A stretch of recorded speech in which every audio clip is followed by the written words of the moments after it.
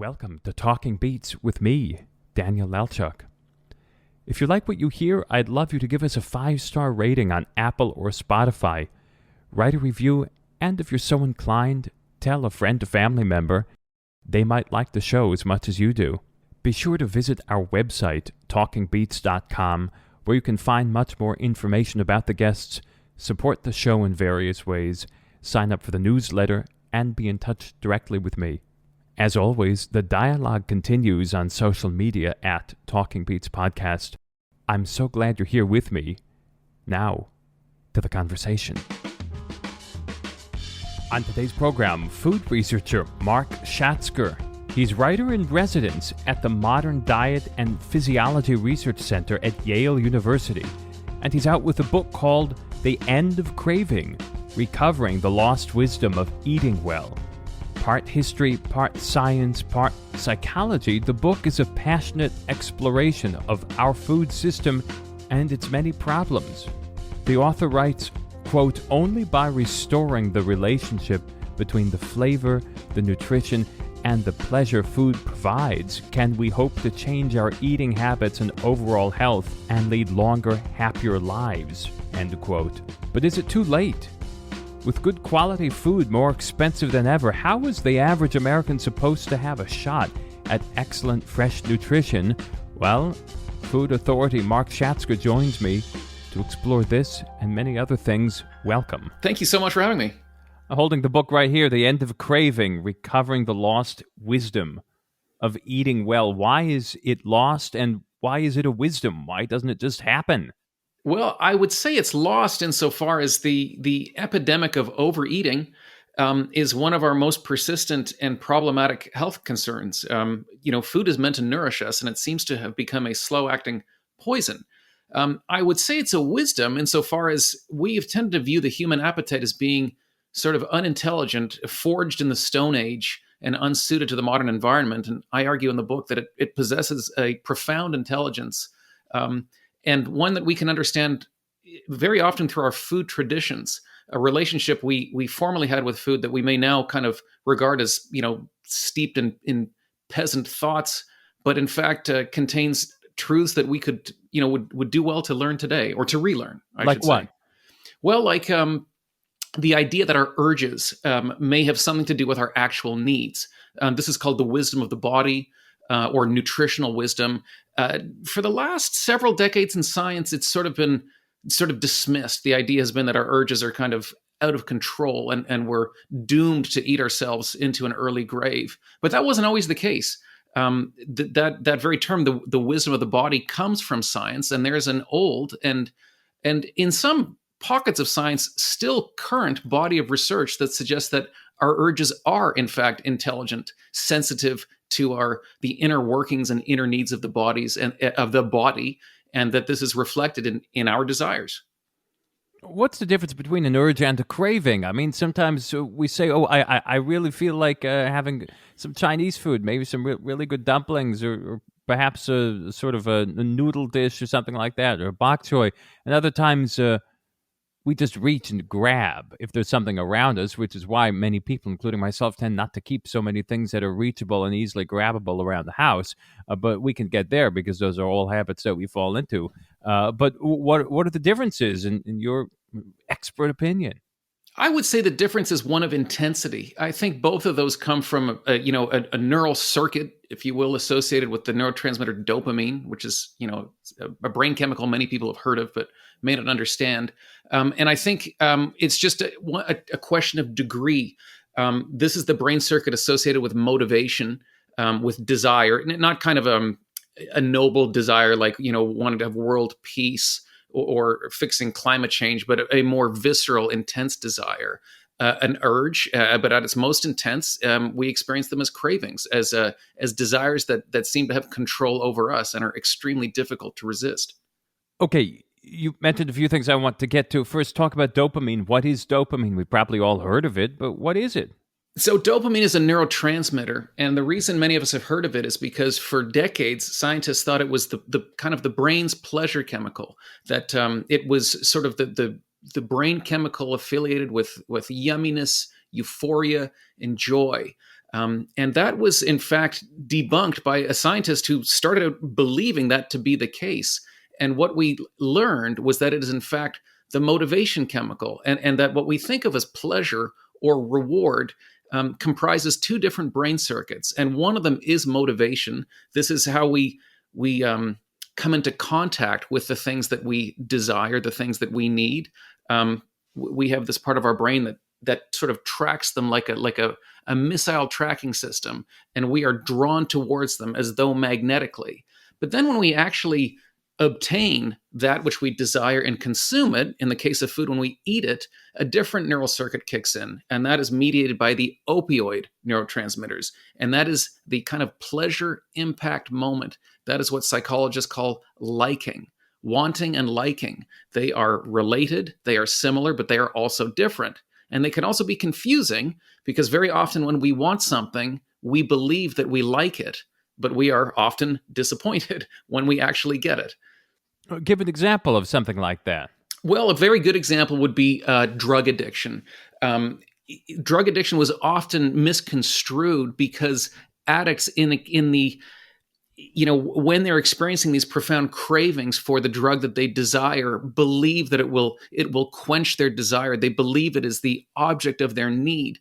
But when they actually get to the point of consumption, it severely underwhelms them. And when they can step back from the experience, they'll be the first to say that drugs no longer pleasure them the way they once did.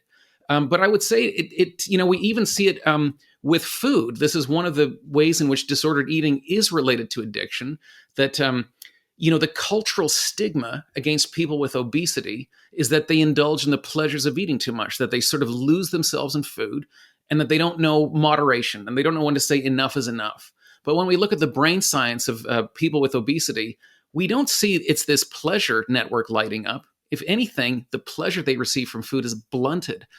Where their brains look different is in the wanting, in the craving. When they smell a pizza, when they see a picture of a milkshake, they have a desire for it that is much greater than you would think of in someone of a trimmer body weight. So it's very much a disease of craving, and not a good situation because it's a desire for food that is not met by actual enjoyment.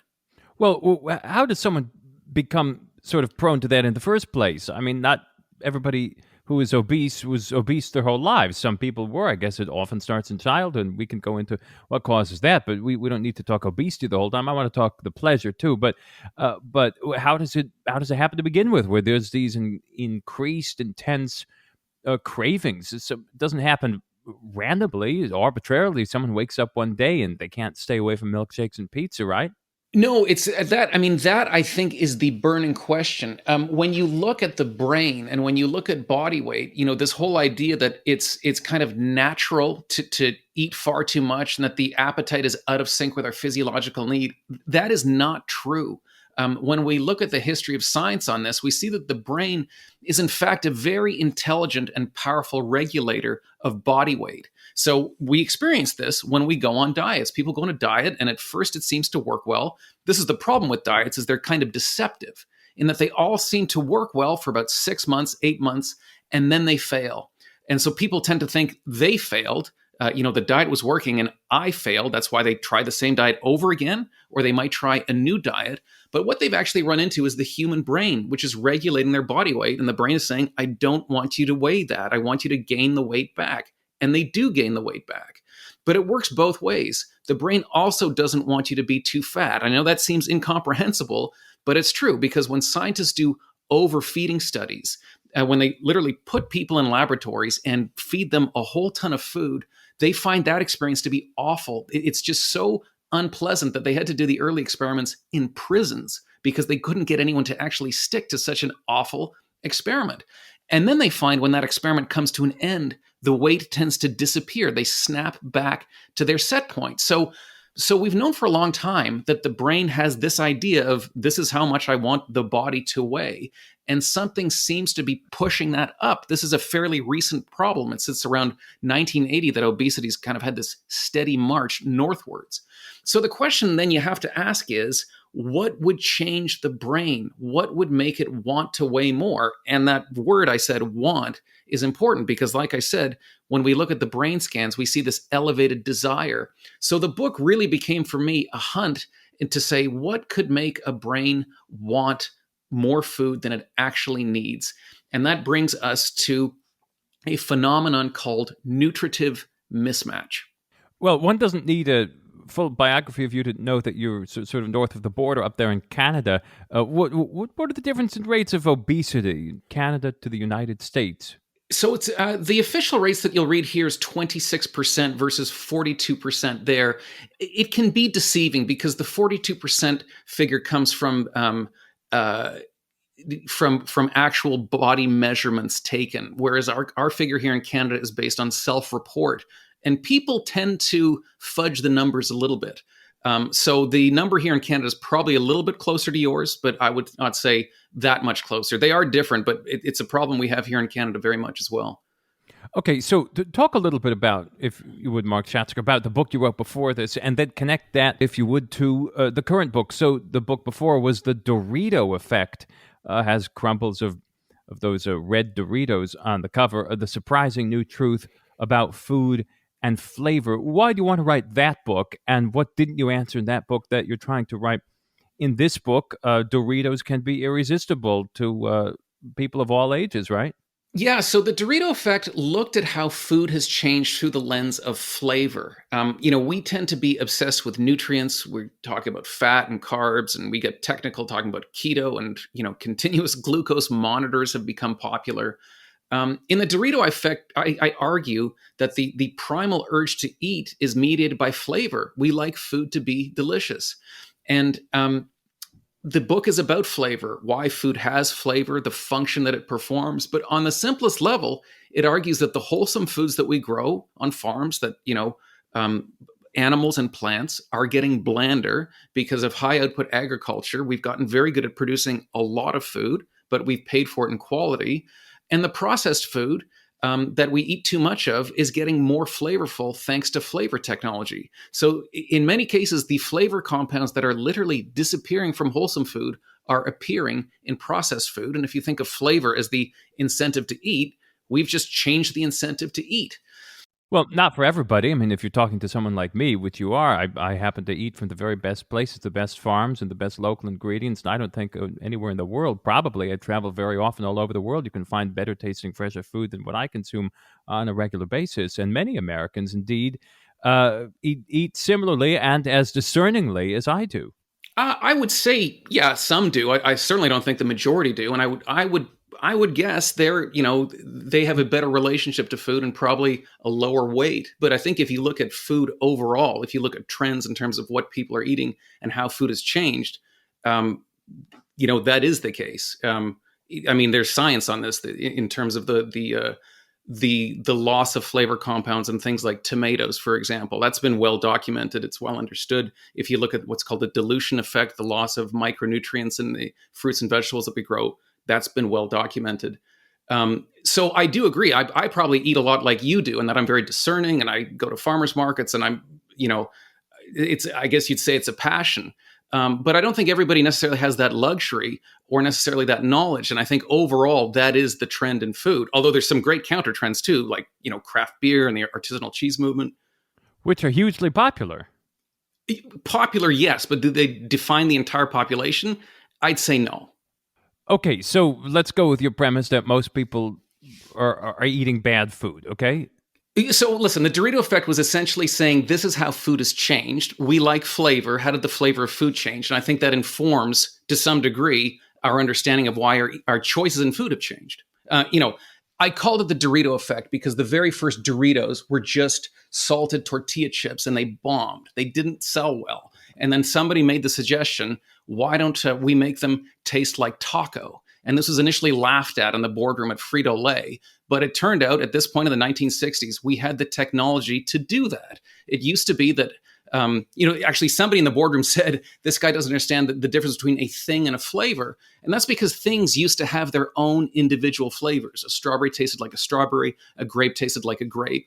We developed the technology to identify those flavor compounds, produce them in factories, and then put them in contexts that are unnatural, which is to say we can make anything taste like grape or strawberry or hot dog or fried chicken. And that's largely what we do with processed food. I wonder what you found when you were looking into this sort of morphing of, I guess that's a fair word, a morphing of flavor from its original context to something new. How surprised were you that, well, of course, look at something like jelly beans that we've known for decades and generations that you have this small shape. It's a little candy, and there's everything from blueberry to Watermelon. butterscotch, watermelon, whatever else, anything you can think of. Jelly beans, this seems to be kind of a classic example of the morphing of flavor, or at least the illusion of flavor. Yes, that's a great example. But I would argue is that you see it more and more. I mean, there are yogurts that we give to kids that they'll have a picture of blueberries and blackberries on the packaging, which makes a parent think, oh, this is great, it's wholesome, it's good for my kid.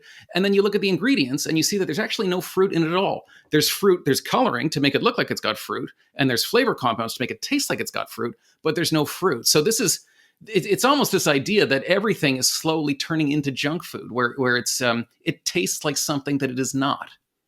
What else is happening other than, okay, yogurt's a good example. What other foods are turning in junk food? You mean we had Mark Bittman on a while back, and he was talking about junk food meaning food that is made of things that you don't really understand. You look at a list of ingredients, you don't know what ABC means at all. You can't buy it on the shelf of a grocery store. You certainly can't grow it in your garden out front. Is that what you mean by junk food, Mark Schatzker? No, I don't, because I don't think most people would understand what's in a strawberry or a grapefruit. They possess literally thousands of chemicals that it takes a degree in organic chemistry to comprehend. I think junk food is food that does not taste like what it is. I think the profound change that we made to food is that it no longer communicates properly to the brain.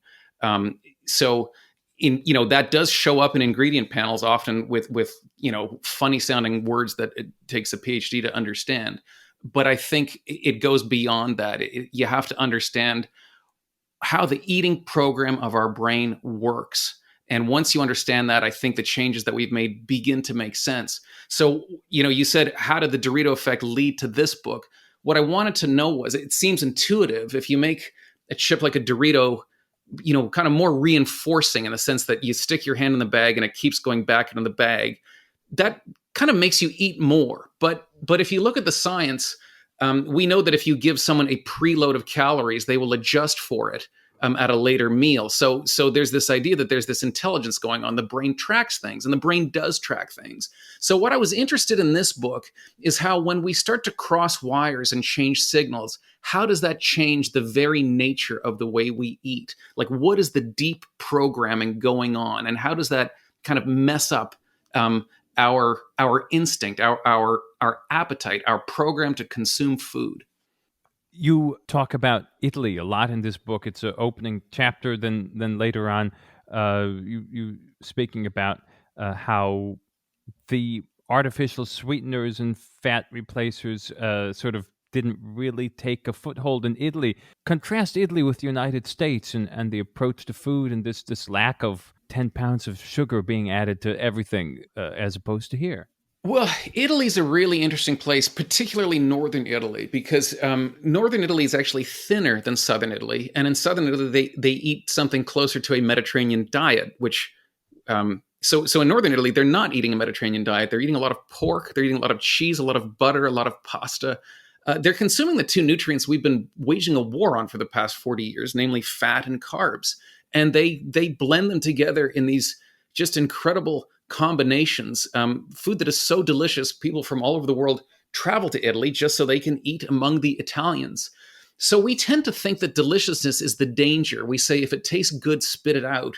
And if that were true, then you would think that Italians would be the plumpest in the world, and they are among the thinnest. The rate of obesity in northern Italy is 8% or less.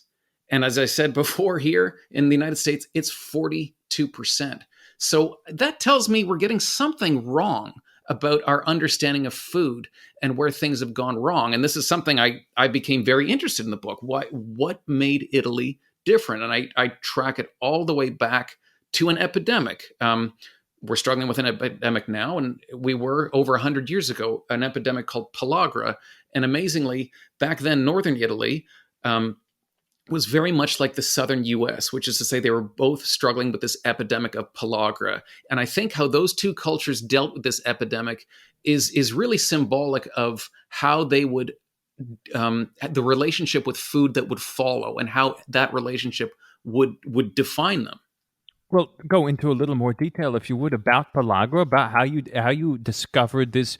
Well, not discovered, how you trace what happened there, what it was, and then connect it to the Italy of today, if you would, sir. So pellagra means rough skin in a kind of northern Italian dialect, and that's how it starts. It starts in the spring, usually with a farmer or farmer's wife with a skin scale. Might go away, but then the next year there'd be more, and it would sort of spread over the body, these hideous looking skin scales. And with that would come a lack of appetite, terrible diarrhea, delirium, bizarre behavior. Sometimes they would attack children, and eventually death.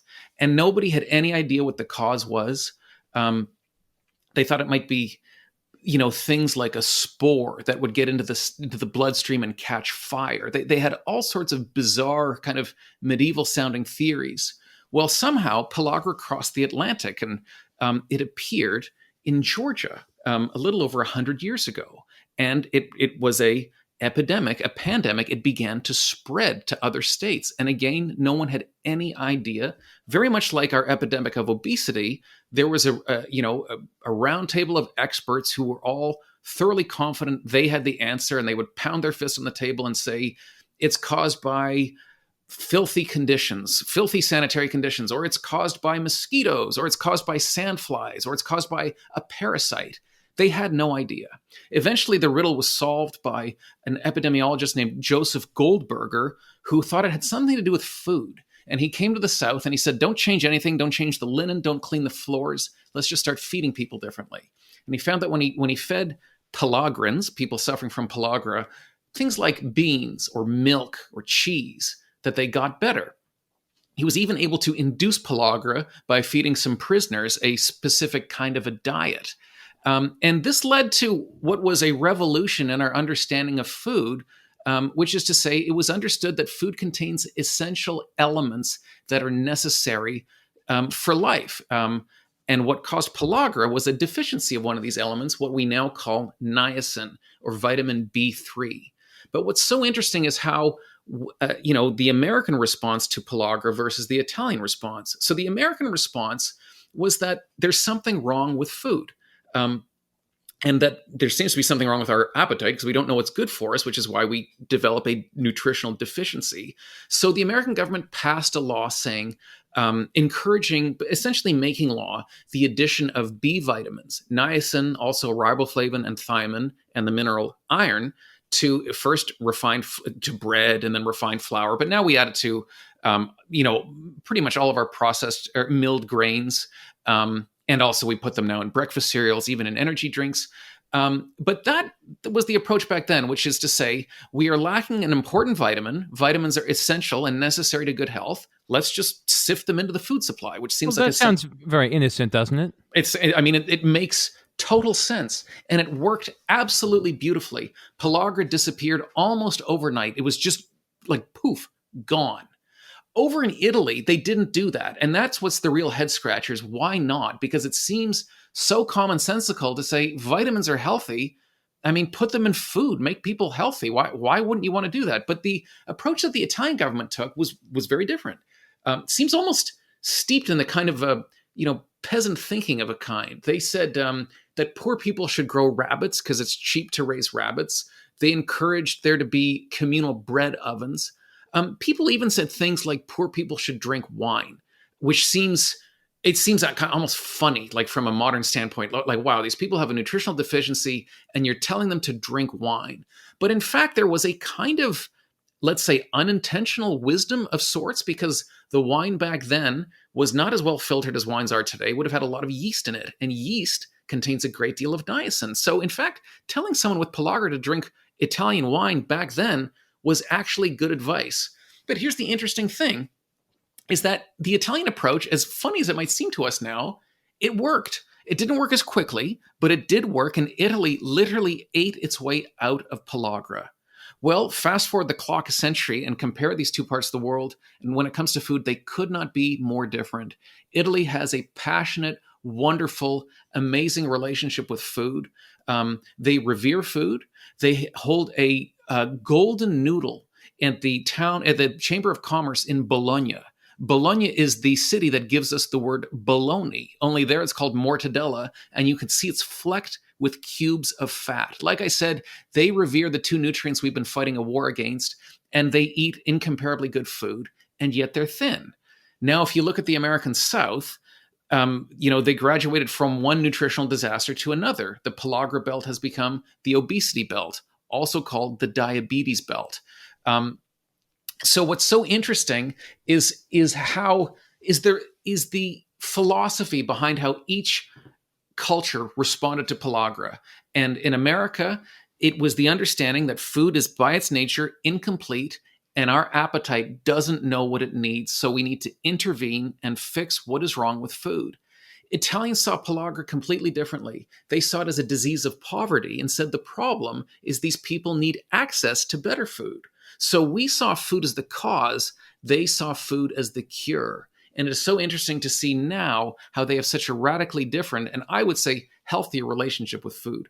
But do you think that explains American obesity? Is that one of the reasons for American obesity right there, right then and there? Yes, in explicitly. So yes and no, which is to say yes, but I think it's also bigger than that. So it's kind of a metaphorical thing, which is to say enrichment wasn't the only thing we did to food. I think it was the first in a long string of things where we intervened and changed the fundamental nature of food, thinking that we knew better. There's all sorts of technologies that we've come up with that we now add to food, thinking that it will make it better. Artificial sweeteners are a good example. Fat replacers are another example. This is all a case of us thinking we know better, we can make food better, and we change some of the most intrinsic, important qualities of food. Italians, I don't think, hold pleasure in contempt in the same way. They're not as suspicious of food. They revere its quality. They celebrate it. They don't live in fear of it.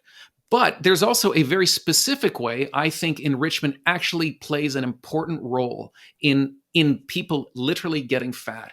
And that has to do with the relationship between vitamins and calories. So let's look at that diet that poor Southerners were eating over a century ago. They were eating, it was an awful diet of pork fat, molasses, and grits, which is to say corn flour. So we have fat, we have sugar, and we have carbs, which sounds like an incredibly unhealthy diet. And yet you scratch your head and you say, how is it these people were starving on such a calorie-dense diet? And the reason is that calories alone are not enough for energy metabolism. You also need vitamins. And niacin, the B vitamin family, is involved in energy metabolism. So this incredibly dense caloric diet was unusable to people who were not getting any niacin in the diet. All those calories just went right through them. So this tells us you need niacin and other B vitamins for calories to be potent, for them to be useful to the body. So that on its own doesn't seem bad, but it tells us something about the relationship of vitamins to food, which is to say with some of them, there is a relationship to calories. So now let's fast forward the clock about 50 years to the 1950s, and let's look at pig farming in the United States. And back then, pig farmers knew something, but not everything about nutrition. They knew that if you wanted to get your pigs big and fat quickly, and that is the goal of a farmer, get your pigs big and fat quickly because the longer you keep them, the more expensive it is to keep them and the less money you make. Well, they knew to get them big and fat quickly, you would feed them corn and soy. But that's not all you could feed them, because if that is all you fed them, they would get big and fat and then they would get sick. They would lose the weight, their fur would fall out, they'd get, awful diarrhea, and then they would die. They would get like a pig version of pellagra because their diet was incomplete.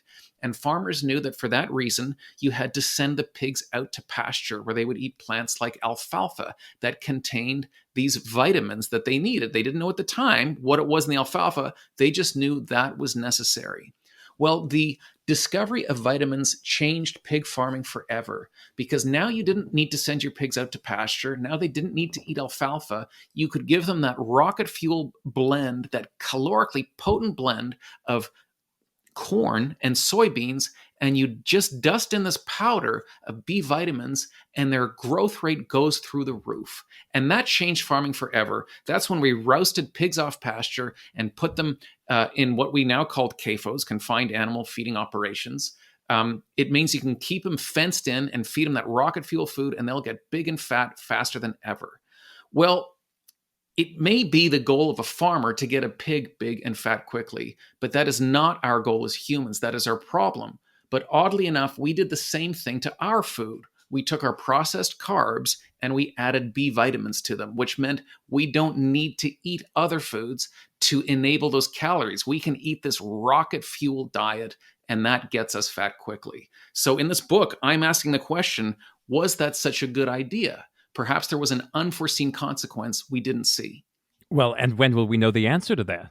Well, this is why we write books like this. I'm actually working with a scientist who we're now gathering pilot data. I think there's lots of existing scientific data that suggests this is strongly the case, but we always need to be researching this, and there is interest in looking at this and exploring this. So many of I went to part of high school in Italy, as you probably know if you've heard the show before, in Rome. So many of my friends in Italy, I was just there in September again, eat pasta multiple times a day, which is, as you know, as most people know, portrayed as the ultimate devil by many diets in the United States. At the same time, all my multiple times eating a pasta a day Italian friends are in fantastic shape. What's that all about? They don't live in the gym either. No, you're seeing something that I saw. I I didn't put this in the book, but in my research, I met three sisters who run a gelato shop. And I met their mother, and she was one of these women who is so slight that you think like a good gust of wind, and like Mary Poppins. I mean, she's gone. And she eats pasta every day. And this seems incomprehensible to us because it's just been drilled into us that carbs are the devil and that, they're just calorie dense by their very nature. So there really is something different going on there, as you witnessed. The two explanations that are often given are either, well, Italians eat much less pasta, smaller portions, or, well, they walk a lot. But I don't think that answers it clearly enough. No, that's just a description. That's not an explanation. That's just a description. So what is an explanation? Because I don't think those two things, well, maybe they're true, but maybe they're not. I've seen a lot of Italians eat enormous plates of pasta, so that's not always true, and not every Italian walks 10 miles a day either. What's really happening here? Well, so in the aggregate, they are consuming fewer calories than we are, but it's not because, people say, well, they don't snack as much. And, that is true, but the reason is they don't have that urge to snack. It's not as though they passed a law in Italy that says thou shalt not snack. They're just not constantly eating the same amount as we are. I talked earlier, I mentioned that whole thing about seeing wanting in brain scans of people. So I think our problem is not that food is too delicious. It's that we want food too much. And this is where there's this connection to the Dorito effect. The question has to be, what would make an intelligent brain want to eat more food than it physiologically needs to? And this is which brought me to this phenomenon called nutritive mismatch, which is similar to what I looked at in the Dorito effect, which is how we've changed the way food tastes. And to understand that, you have to understand the importance of taste. We tend to think of, let's say, sweetness as this sort of frivolous sensation that is unconnected from our biological needs and one that gets us into trouble. But I talk in the book about an experiment that was done at Yale University by a woman named Dana Small. And this experiment showed how profoundly important sweetness is. So I'll describe that experiment. It's a little bit complicated, but I think it's very illuminating, so I'll describe it. She was trying to ask a question that many of us have had, which is it possible to create drinks that are rewarding but have fewer calories so that people will drink these drinks, they'll find them delicious and satisfying, and there will be fewer calories entering their body, and thus this will help win the war on obesity? So it's an interesting question, but how can you pose that in a human? Because we think of sweetness and energy as being connected, because sweet foods are by their nature energetic. That's the way sugar works. The more you put in, the sweeter it is, the more calories there are. Well, she did something kind of crafty. She created 5 different beverages that were all equally sweet. She used the artificial sweetener sucralose so that they all tasted as though they had about 75 calories worth of sugar. But then she changed the caloric content by putting in a tasteless starch called maltodextrin. Um, and so one of the drinks had no calories. One had, I think it was 37. One had 75. One had 120. And one had 140. So here you have this fleet of drinks, all equally sweet. All of them have a different caloric load. They all have a distinctive flavor as well. So she gave these drinks to her subjects, and they drink them for a period of time so their brain can learn the value of each drink. And then she puts them in a brain scanner, and she squirts some of this drink into their mouth, and she looks to see the brain response. And what she predicted was that the 140 calorie drink would generate the biggest brain response, because what do we humans like? We like calories. The more calories, the better. So the more caloric drink, the bigger the brain response. And the results that came in just baffled her, because it was the 75 calorie drink that got the biggest brain response. And she said, I must have done something wrong. She repeated the experiment, and it happened again. So she tries another experiment. She puts people in what's called an indirect calorimeter, which is a device that can measure what's called the thermic effect of food. So when you consume calories, your body begins to burn them. It heats up kind of like your car does when it's burning gasoline. And this helps us understand how many calories are in food. So usually the more calories, the bigger the thermic effect. So she has a subject come in who tried that the drink that had 75 calories and tasted like it had 75 calories. And she got this beautiful little plume of heat production, just as she suspected. A few days later, the same subject comes back in. And now this subject drinks the 140 calorie drink that only tastes like it has 75 calories. And there's no effect. It's just flat. It's as though she drank water. And this is when the light bulb went off. She realized what's going on. The number 75. It was the drink that tasted like it had 75 calories that had 75 calories, where the sweetness was an indicator of the calories that it contained. When these things become mismatched, which is to say it tastes like it has 75 calories, but it really has 140 calories, brain doesn't know what to do. It's like it throws up its hand and just doesn't know how to handle this. And we're still learning about where this ends up. We think it ends up in the liver. She did more studies to find that when subjects consume food that is mismatched in this way, it leads to insulin resistance, which is to say our internal signaling of matching up the hormone, which helps us manage energy, insulin, starts to get all wonky because we're getting wrong readings about the energy content of food. She did a study with adolescents, and this is important because adolescents have a growing brain and a growing body, and they tend to be attracted to sugary foods, to high energy foods, because they're growing. That's why they drink a lot of sugary beverages. Well, she gave them some of these mismatched beverages, and they had to stop the experiment because very early on, 3 of them had become pre-diabetic, and an ethical board said, you can't continue. This is unethical. So what this experiment showed us that is so important is that this sweet signal, we may enjoy it, we may think it's frivolous, but in fact, it's very important. It is giving the brain a signal saying, this is how many calories are coming. It's like it's like the first spark in a metabolic chain. And when it's giving the wrong information, things don't go properly. But it also lets us ask a bigger question, because the brain is not this sort of Stone Age ogre that just wants to stuff its face, and the stomach isn't this unfillable pit.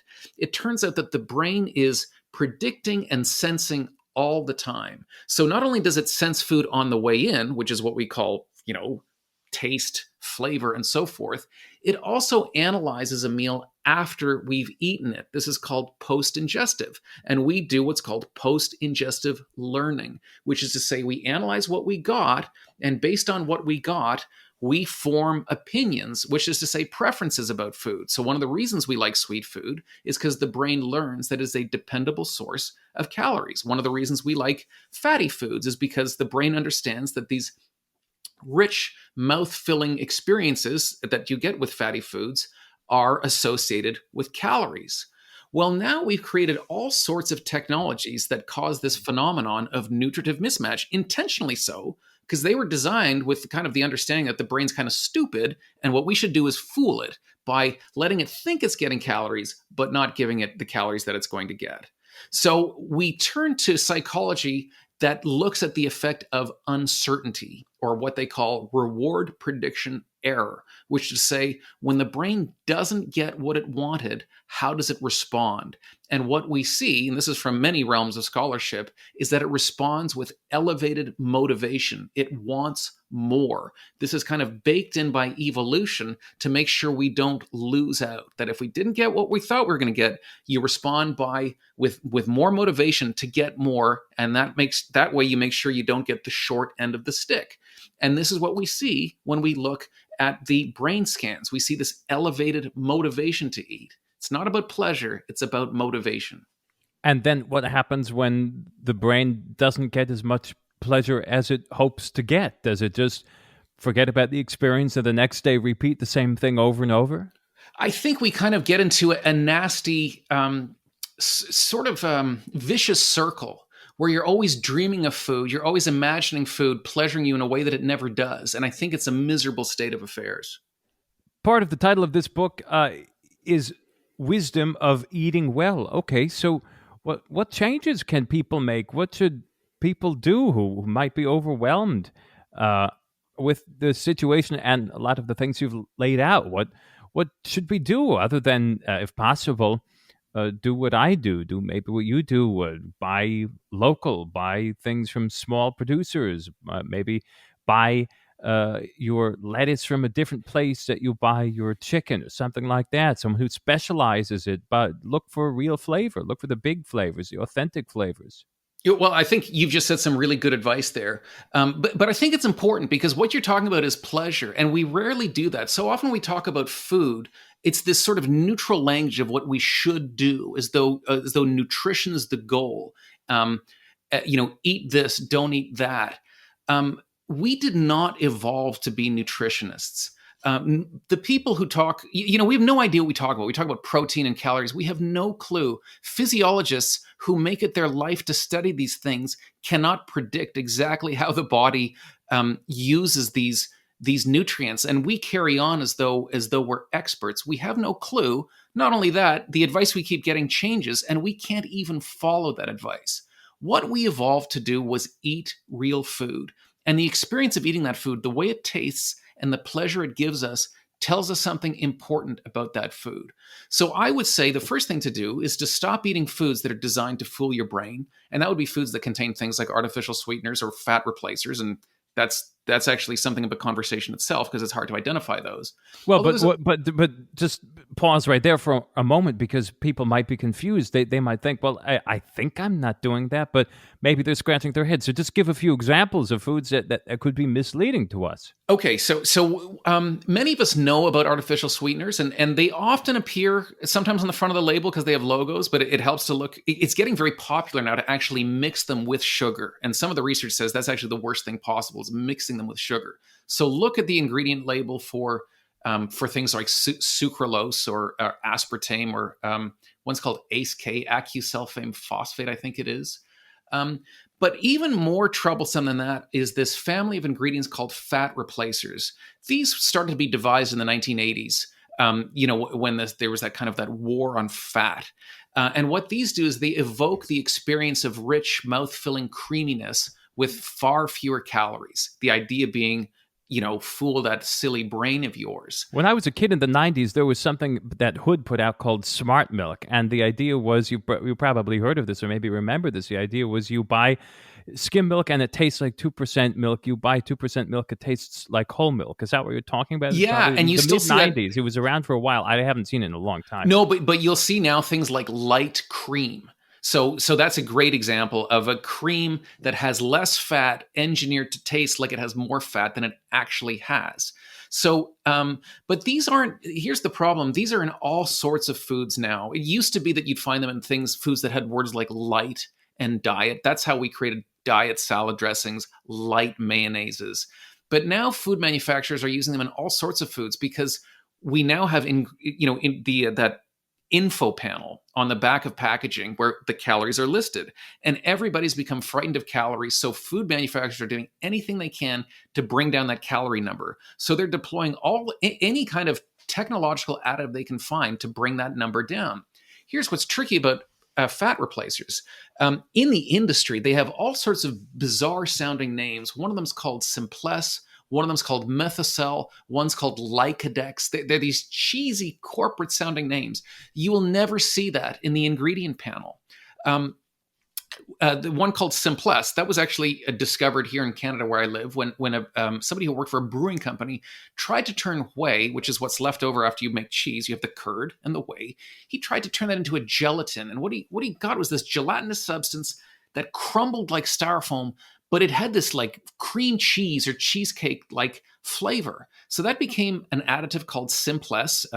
It could reduce the calorie count in a coffee creamer from 30 calories to 20 calories. A tablespoon of margarine could go from, I think, 36 calories down to 8. I mean, it seemed remarkable. But here's the interesting thing about Simpless. That never appeared on the ingredient panel. It's technically called a microparticulated protein, which is to say there's these literally billions of tiny protein balls giving your mouth the sensation of fat. Do you see the words microparticulated protein? No. You see whey protein or milk protein, which sounds like you just think like what, condensed milk or something.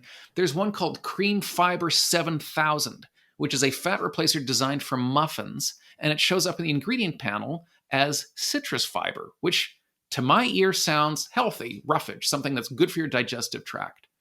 So it's very difficult to know what foods contain these things because it's disguised. They actually talk about this. It has this positive attribute of having a quote unquote clean label when you can make it sound healthy, when you won't scare people with these big, long words. So the big, long words, like Mark Bittman said, are an indicator, but sometimes there's words that aren't big and long, which are an there's still, something funny going on. Well, it makes the situation sound quite alarming, and certainly an air of maliciousness or deviousness that one senses here. It makes me, for one, not want to eat anything unless I can track it from the start to the finish, which isn't possible. Well, and here's the other problem is there's lots of things we do to food when we process it that aren't intended to create this nutritive mismatch. They're just used because it just makes it easier to process food. So we use something called modified starches, which are starches that are extracted from things like corn or potato, but they lose all of that context of corn or potato. They don't taste that way. They're just these sort of tasteless starches that, it can be useful for a food manufacturer because it means if you put in a microwave pizza, you won't get like a puddle when you microwave it or something. It can stop a sauce from from the oil floating on top. It can stop your chocolate milk from separating. Emulsifiers have a richness. They don't just emulsify. They can make things taste richer than they actually do. So there's lots of things. I guess what I'm trying to say is there's lots of things we do to food when we process it where we're not actually trying to change the taste, but we do, and it's carrying this on. So yes, it does sound bad because so much of what we do to food when we process it is we change the way our brain understands food. And it is a grim situation. And I agree, you're better off eating real food. I think of French cooking and, you make a roux where you take flour and you can thicken your sauce. And that is probably a very kind of early clunky form of something like a fat replacer. Is that bad? Well, in our diet before this revolution in technology, things like that existed, but it was just such a tiny part of the diet. And that's probably the kind of thing your brain can learn. It is so chaotic now when you think of all the different things that are on the shelf and the many different ways it can mislead our brain. Because it's not just the fat replacers, it's also flavorings, it's also sweeteners. There's so much going on that even if something like that is bad, it is a drop in the bucket compared to the absolute chaos that's taking place today. I like midway through the book, you have a section on music, which is a big focus of this show. And you write, I'm just going to read a little from the book here. It helps at this point to stop thinking about food. You're talking about the way the brain is wired and the circuitry. Forget about insulin and the cephalic phase and all that, and just stop thinking, period. Instead, listen to music. Music is in some ways a better window into the mysteries of eating than eating itself. It is impossible to scan a person's brain as they eat because chewing causes too much head movement and introduces too much noise in quotes. You can, however, scan the brain of a person listening to music, and doing so offers clues about the workings of the brain that would otherwise remain obscured. Music engages the same reward centers in the brain as eating, treating us to the continual cycle of wanting followed by liking. Consider a standard song with verses and a chorus. The first verse catches your attention and primes you for what's coming. This is wanting. This is a dopamine moment, and on you go. Expound a little on this, Mark Schatzker. Well, yes. I mean, one of the problems with the neuroscience of food is that you can only really inject liquids into people's mouths. Like I said, you can't chew because there's just too much noise in the fMRI. It just everything becomes blurry. But music is so interesting because there's no head movement required, and we see the same kind of pattern. Like I said, you see wanting, you see liking. And we talk about this in music. There's tension, and there's the release or the relief of that tension. It's important because it tells us something. I think we spend too much time in the world of neuroscience focused on dopamine, this motivational circuit, and not on liking. And so I asked this question in the book: why do we like food? It seems weird, but what's even weirder is that when you look at other animals in the animal kingdom, they don't have this circuit. If you look at a snake, it has a dopamine circuit. We don't have any evidence that snakes are capable of enjoyment. They seem to be motivated by desires, by having kind of an urge to do something. But that's not gratified by what we think of as the payoff moment. It's kind of like a thermostat. When the temperature in the room goes down, the thermostat sends a signal to the heater, heat, heat, heat, heat, heat, and then it gets to a certain point, that signal goes off, the heat stops. That seems to be something like how reward works in a snake. But in humans, we have this wonderful moment where we put the food in our mouth and our brain is lit up with a kind of a joy. And you ask yourself this question: why does this exist? If it's not necessary for a snake, why would it be necessary for a human? And this is where I think music can be informative, because we can look at different ways to fire this liking circuit. And one dependably good way is to just simply follow through with the expectation set by wanting. So that when you play the verse, there's the expectation of the chorus, and the chorus comes, and the chorus sounds great. And then let's get to the verse and expectation, then comes the chorus, and it happens again. And that's nice. That cycle is nice. But there's an even better way to get a bigger, taller plume of liking, and that is to violate expectations. So in music, that might be something like an unexpected change of key, or a beautiful harmony that unexpectedly appears and just causes us joy. It causes goosebumps, what scientists call a skin orgasm. And so you ask this question: why? What is this getting something unexpected? Well, this gives us a greater computational power when it comes to eating. It means we can gauge the quality of what we are consuming. It's because we have more complex diets than snakes. We eat all sorts of things, and we have the ability, if we bite into a peach or a steak, we can say, is it bad? Is it decent? Or, oh my goodness, it's better than I thought it was even possible. And that moment of experiencing liking, that joy, is this computation of your brain saying, this is better than I thought it would have been. This is a very good thing. And indeed, I would say music is probably a little healthier overall than some of the foods. So it might give us a instant satisfaction and not much good in the long run. Music can do both. What is music for you, Mark? Oh, I love music. I'm a music lover. I play music admittedly badly, but I enjoy it tremendously, and I think about it often. I sometimes think too that music, you can get a bad song stuck in your head. You can sometimes listen to music that you think is objectively bad, but it has this cloying quality, and I sometimes liken that to junk food. And yet there's also music that has this ethereal ability to bring us to a state of joy that is stuck in your memory. And that I liken that to some of the better food experiences of my life.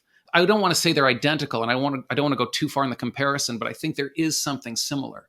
But I love music. I can't imagine life without it. What are you listening to right now? Right now, that's a good question. So The most recent thing I suppose I listened to is a song. I didn't realize it was by Alan Toussaint, which is called "Cast Your Fate to the Wind." It's a piano, but that was actually by, I'm going to get his name wrong, Vince. Oh God, he did the Peanuts music for Charlie Brown. Vince Guaraldi. That's right. Yes, and Alan Toussaint, of course, was a great New Orleans clarinet player who died a few years ago. Just a terrific musician. Yes, so I heard this. It was at the end of a movie. I Shazammed it, found out what it was, listened to it, and then I didn't realize he was actually covering someone else's song. So I was listening to the two of those, hoping that one day I might actually be able to play a version of it on my Fender Rhodes electric piano. Maybe one day that'll happen. Okay, well, we'll keep crossing our fingers for that. Mark Schatzker, as we look towards better eating, everybody can eat better. Everybody wants to have better tasting food, I think, and being fit is certainly a good thing for the long haul. What are a couple things that we can all do? Okay, we read the ingredient list. I understand that. We try to buy quality things. Any other pieces of advice as we look towards doing better, staying away from processed foods? Because as you say, the food industry has gotten extremely good and extremely clever about titles and descriptions and mixings, and we all get mixed up eventually. Yes. Well, all the things you said are kind of things to avoid, things not to do. And while I think those are important, I think that misses the even more important thing, which is the joy of eating. Food is meant to evoke pleasure. We should indulge. We should revere that pleasure. We should enjoy food the way Italians do. There's this moment in the book where I'm at a bean festival in Italy, and this argument breaks out about what's the best way to cook these beans. And I realize that everywhere I go, everybody's arguing about food. But here we argue about protein and fat and calories and keto and insulin. And there they argue, the argument is, which is the best recipe? That seems on the surface to be less intelligent, but I think that's the way to eat. I think it definitely, it's a better way to eat. And I think it's also a healthier way to eat. So I think we should stop thinking of food as sort of nutritional instructions, thou shalt eat this, and think of eating as an opportunity to enjoy food, because that's what we were meant to do. The End of Craving, Recovering the Lost Wisdom of Eating Well, and its author with me, Mark Schatzker. Indeed, I thank you. Thank you. You've been listening to Talking Beats with me, Daniel Lalchuk. Don't forget to give us a 5-star rating on Apple, Spotify, or wherever you get your podcasts, and write a review if you would. That really helps. The original music for this show is by Ronald Markham. The producer is Doug Christian. For more information, visit the website of the show, talkingbeats.com. Thank you for listening. This is Talking Beats with Daniel Lalchuk.